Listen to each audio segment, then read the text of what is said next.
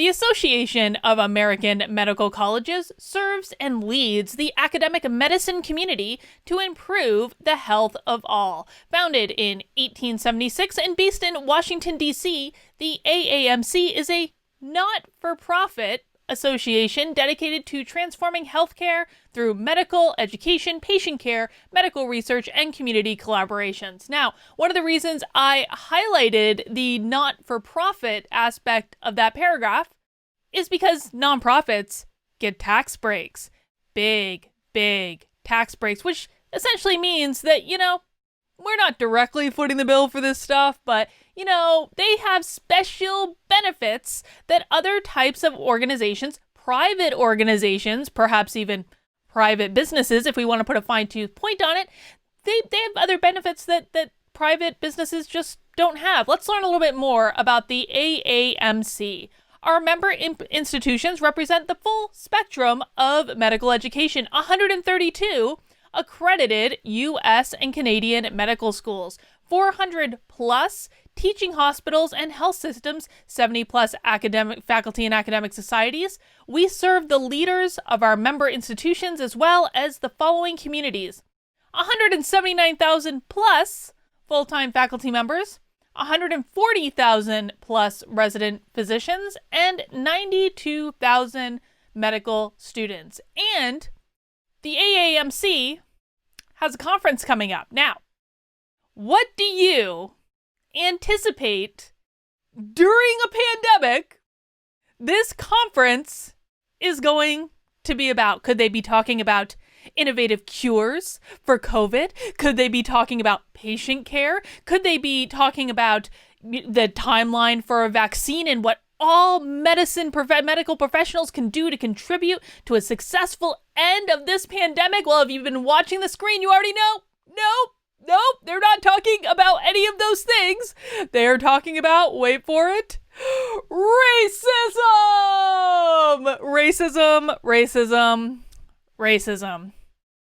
Yeah, guys, medicine is going woke. And to be honest, listen, this virus, no pun intended, has infected so many different communities. Many of you know, I started learning about it when it took over my knitting community. Knitting, of all places. It's actually taken over all the crafting communities right now. I actually get emails all the time. It's taken over crochet. It's taken over quilting, needlepoint, all the sewing, all these different communities. But I think we can all agree that my crafting communities are probably of less societal importance than medical education during a pandemic. These people are going to break me. They're going to break me. It is absolutely 100% going to happen. These people are going to break me. And so what I want to do is I want to look at what is going on in this conference, and I want to talk about these types of sessions they're having at the annual conference for the Association of American Medical Colleges during a pandemic. But before we jump into that, let's do our quick order of housekeeping. Listen, guys, I'm trying to grow the channel. I know about 50% of you watching this are not currently subscribed to my channel. I also know that this is probably not the first video of mine you've watched because YouTube gives me all sorts of big brother-ish analytics in addition to screwing with my channel and demonetizing things when they really shouldn't be and unsubscribing people from my account when they didn't request to be. They also actually do occasionally provide very helpful information. And so if you like my content, if you like what I'm doing, let's just really stick it to YouTube and make sure I hit my 100,000 subscriber goal by election day. Go ahead, subscribe to the channel, turn on notifications, give it a thumbs up, share it out to your friends, especially those friends in the medical community, or maybe who have kids that they want to send off to college to be a doctor and really don't know what they're getting into. All right, let's take a look at the program for the Learn, Serve, Lead 2020 conference for the Association of American Medical Colleges. Tomorrow's doctors, tomorrow's cures. So let's see. They've got their first plenary session, COVID and beyond. Where do we go from here? That's kind of predictable, kind of boring. They have this next session, When my time comes, should patients have the right to determine when life should end? I actually think that's a really interesting topic. I am, side note, I'm actually a very big fan of like death with dignity and people being able to decide if they're terminal, all that stuff. That's another topic. I'm also a little bit jealous that they get to see Diane Rehm because I actually think that she's lovely.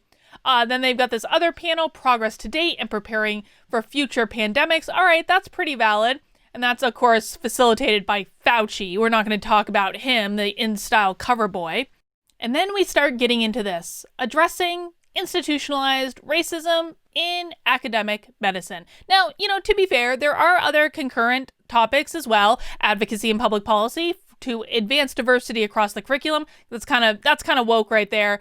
Communities, oh, actually, no, hang on. I'm sorry. I was mistaken. They're actually all woke. Communities, social justice, and academic medical centers revisiting the conversations from the 2015 annual conference, from some benches to some bedsides, developing and assessing breakthrough technologies. Okay, that's non-woke. And then overwhelmed, how to work, love, and play when no one has time. All right, that's not woke. It's like work-life balance. Now, you can see here, they're not giving us the description for all these concurrent sessions, but I think we can safely assume that 3 choices out of the 5 choices for this 2 to 3 p.m. time slot are woke.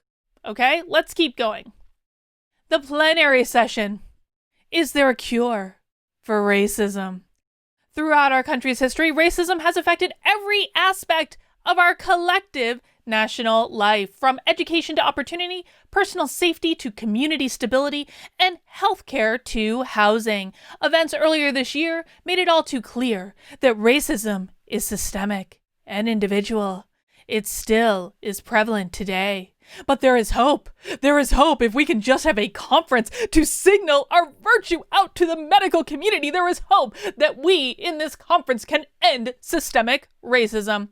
More Americans than ever stand ready to combat racism. Yet, how do we create lasting change beyond this moment?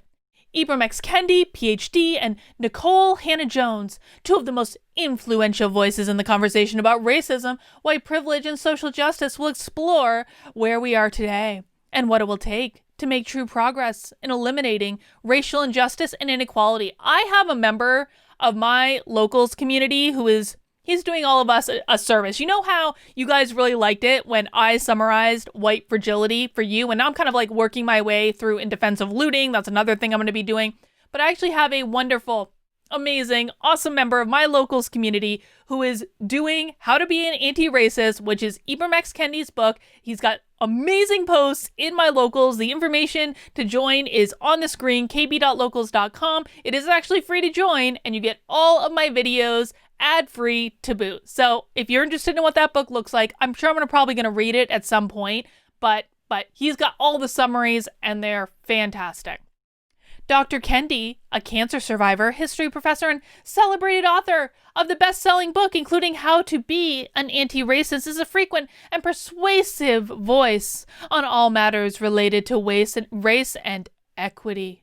Because that's what we want in medical care, don't we? We want equity. We don't want people to actually just, have positive outcomes. We want equity. The problem with equity is that equity is never about people moving up to the highest possible standard. It's always about bringing people that are higher to a lower standard. So what is going to happen if we have equity in medical care? Well, inevitably I would think, and listen, I'm guessing here, so some of you might know better than me, but I'm going to guess there are areas that have pretty poor medical care. There are areas that have mediocre medical care, and there are areas that have higher medical care, or populations, or what have you.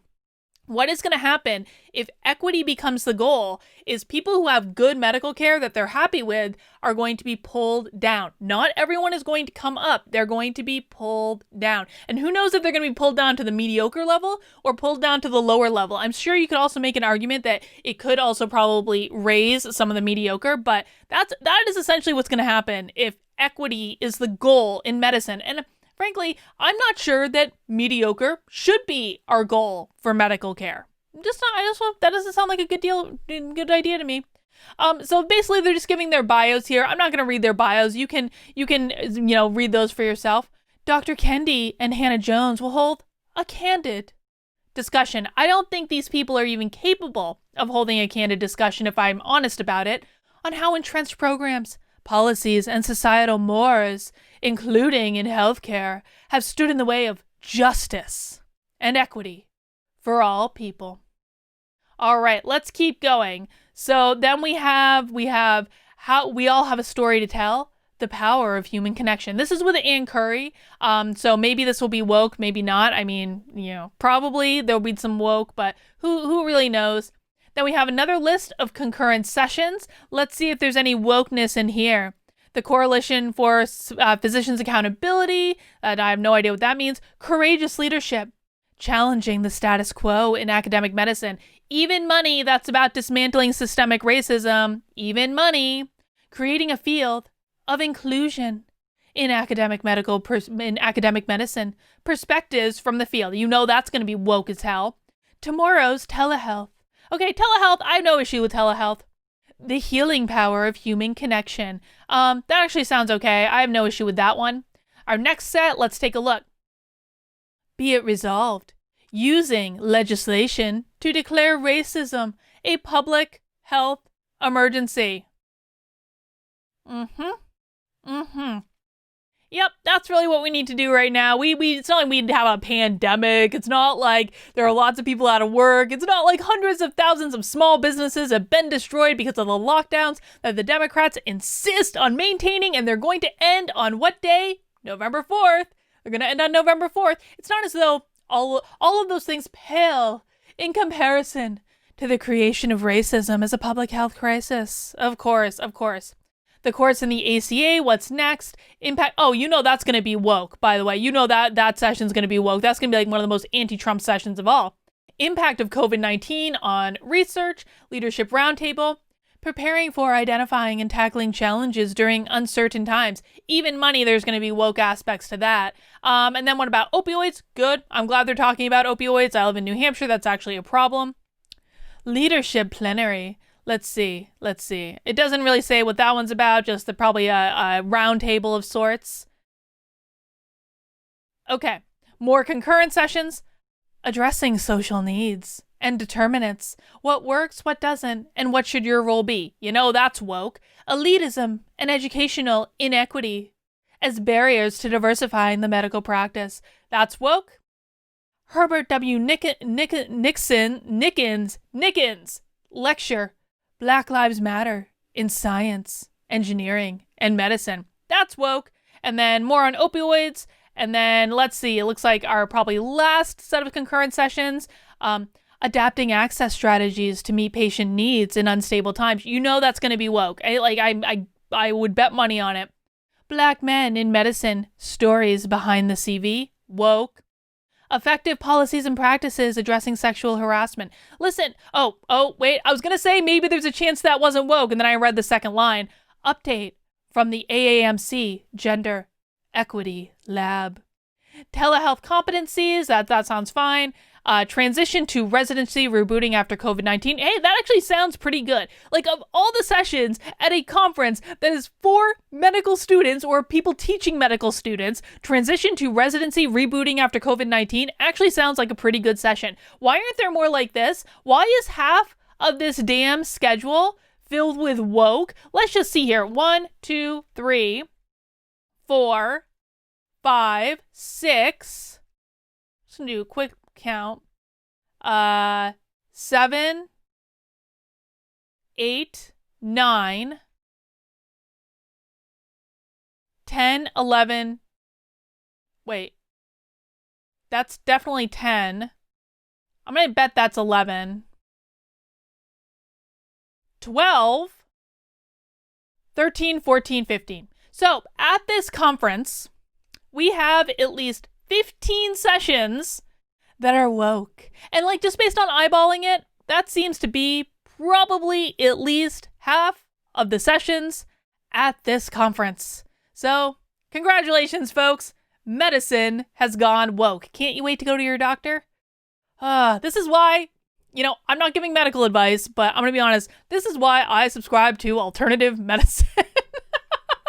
I do. It's always done me right. And, Yeah, if this is what medical professionals or people in charge of teaching medical students are have deemed the most important things to spend their time on during a pandemic, I'm gonna stick with my shaman. I'm good. I feel good. Okay.